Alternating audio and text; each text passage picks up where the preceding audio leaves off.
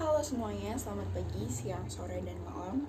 Perkenalkan, nama saya Dini Hartiningsi. Di sini saya akan menjelaskan mengenai ekosistem terumbu karang. Tolong disimak dengan baik. Terima kasih. Nah, jadi pertama-tama saya akan menjelaskan dari definisi terlebih dahulu.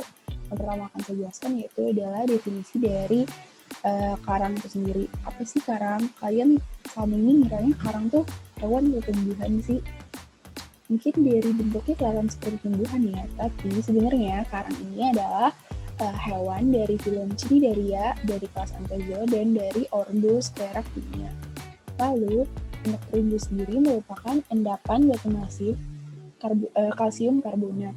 Dan untuk karang terumbu yaitu merupakan pembangun utama struktur terumbu karang atau karang hermatifik. Dan untuk istilah terumbu karang sendiri merupakan ekosistem di dasar laut tropis yang berisi hasil asosiasi hewan karang dengan zooxanthellae. Lalu selanjutnya ada taksonomi. Untuk taksonominya, karang atau terumbu karang ini berasal dari filum Cnidaria. Kenapa? Karena memiliki organ penyengat atau nematosis. Lalu untuk kelasnya yaitu Anthozoa karena berbentuk seperti bunga. Dan untuk subkelasnya ada dua yaitu Hexacoralia karena yang memiliki tentakel atau karang hermatifik atau karang yang dapat membentuk terumbu. Lalu ada Octocoralia yang memiliki 8 tentakel atau karang ahermatifik atau karang tidak dapat membentuk terumbu atau koral. Lalu dari ordo Scleractinia. Lalu untuk anatomi karang bisa dilihat pada gambar karang memiliki tentakel, mulut, lalu juga saluran pencernaan, lalu juga bisa dilihat sini ada hemicenterea, dan di sini ada teka yang menyerap pada substratnya, terus dia juga memiliki septa dan mikroalit, dan di sini biasanya di ujung-ujungnya itu ada nematosis atau si organ tubuh yang dapat menyerap. Lalu untuk plankton, terumbu karang terbagi menjadi dua, yaitu ada acropora dan non-acropora. Untuk acropora yaitu memiliki aksial dan radial koralit, lalu untuk non-acropora hanya memiliki radial koralit. Dan cara membedakannya ya dilihat dari koralitnya itu. Lalu di sini ada acropora. Untuk acropora hanya terdiri dari 5, yaitu acropora branching. Saya lihat di sini gambarnya. Bentuknya bercabang seperti ranting pohon. Lalu ada acropora submassive, yaitu percabangannya berbentuk dada atau lempeng yang kokoh. Lalu juga ada acropora encrusting, bentuknya seperti kerak namun koralitnya menonjol.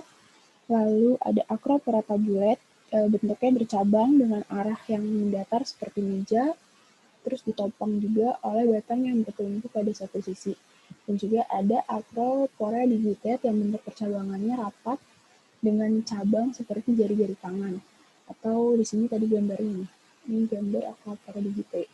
Dan bisa dilihat di sini ada aksial koralit dan juga kalitnya.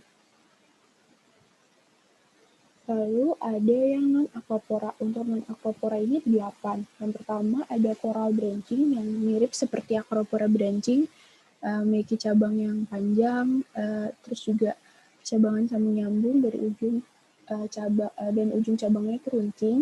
Lalu ada coral massif, umumnya memiliki bentuk seperti bongkahan batu yang besar gitu ya, atau berbentuk otak biasanya orang ngiranya. Lalu juga permukaan karangnya itu halus dan padat.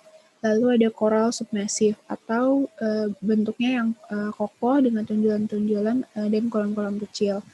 Dan ada coral encrusting yang mirip seperti acropora encrusting. Pertumbuhannya itu memiliki bentuk substratnya, permukaannya kasar dan keras serta berlubang gitu. Terus juga banyak terdapat di lokasi terbuka dan berbatu. Lalu ada coral folios, berbentuk lembaran-lembaran yang menonjol dan berukuran kecil, terus membentuk lipatan atau melingkar. Ini contohnya coral folios, kayak seperti bunga kol gitu. Lalu juga ada coral mushroom, seperti namanya, bentuknya nampak seperti jamur, terus juga banyak tonjolan dan tidak berkoloni. Lalu ada coral heliopora, yaitu dicirikan dengan warna biru pada rangka kapurnya. Ini bisa lihat pada gambar ini heliopora. Kalau patah pun masih kelihatan kerangka kapur warna biru. Lalu yang terakhir ada Coralliifera atau biasa dikenal dengan karang api karena eh, jika tersentuh akan menimbulkan rasa panas seperti terbakar dan di ujungnya itu berwarna kuning. Lalu ada soft coral atau karang ahermatifik. Nah, bentuknya itu oval dan nampak seperti jamur, terus juga punya banyak tonjolan dan hidupnya soliter, tidak berkoloni. Lalu juga pada polip karang lunak ini dibagi menjadi 3 bagian besar, yaitu Anthocodia, Calyx, dan Anthozoa. Lalu ada formasi terumbu karang. Untuk formasinya ada 3, bisa dilihat di sini urutan prosesnya. Yang pertama ada fringing reefs, yaitu karang yang terdapat di daerah dekat pantai atau mengelilingi pulau, bisa lihat di gambar. Lalu ada barrier reefs, yaitu karang yang terletak sejajar dengan garis pantai, tapi memiliki jarak beberapa kilometer dari garis pantai, bisa dilihat di sini, ada jaraknya. Lalu ada atol yang bentuk lingkaran yang mengelilingi, jadi dia mengelilingi pulau-pulau vulkanik yang telah tenggelam. Jadi tadi ada pulau gunung pulau, terus makin ke bawah ada lagun di sini, lalu juga menjadi uh, pulau yang tenggelam seperti itu. Lalu ada zonasi terumbu karang. Zonasinya terbagi menjadi 2, yaitu berdasarkan arah datangnya angin. Ada windward reef, yaitu terumbu karang yang menghadap arah datangnya angin. Lalu ada rearward reef, terumbu karang yang membelakangi arah datangnya angin. Lalu di sini ada faktor pembatas, yaitu ada 7, yaitu suhu, kecerahan, salinitas, arus, pH, DO, dan substrat. Untuk parameternya sendiri di sini bisa dilihat untuk suhu idealnya yaitu sekitar di kisaran idealnya itu 27 sampai 29 derajat Celcius, lalu kecerahannya juga di sini bisa dilihat, salinitas 32 ppt sampai 35 ppt.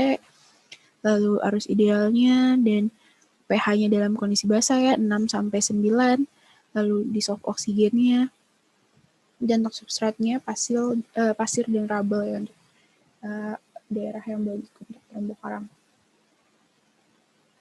Lalu ada fungsinya. Untuk fungsinya yaitu terumbu karang ada memiliki fungsi biologis yaitu sebagai tempat hidupnya biota laut, sebagai tempat bersarang, tempat tinggal, tempat memijah, untuk tempat misalkan anak-anaknya, lalu juga untuk fungsi fisiknya sebagai pelindung daerah pantai, terus juga mampu menahan dan memecah hentakan gelombang, sehingga dari situ bisa meminimalisir terjadinya abrasi di pantai. Lalu juga ada fungsi sosial, karena terumbu karang ini kan warnanya unik dan bagus banget gitu ya, sangat visualnya sangat dilihat mata tuh sangat indah, jadi menjadi daya tarik sendiri untuk objek wisata seperti snorkeling, diving, skin diving, free dive, dan macam-macam. Itu sangat, pokoknya sangat ini ya, sangat jadi daya tarik sendiri gitu. Lalu untuk fungsi ekonomisnya itu karena seperti tadi fungsi biologisnya menjadi tempat hidupnya banyak biota laut, otomatis terumbu karang ini sangat penting gitu untuk sebagai pendukung dan penyedia perikanan di sekitar pantai.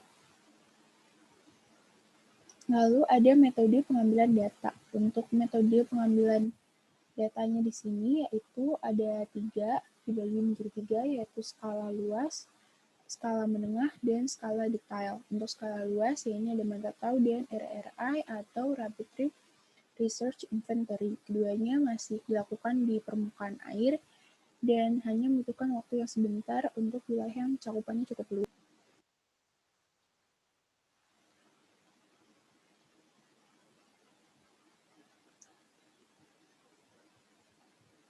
Nah, lanjut lagi untuk skala menengahnya ada PIT dan LIT dan kenapa PIT dan LIT masuk skala menengah? Karena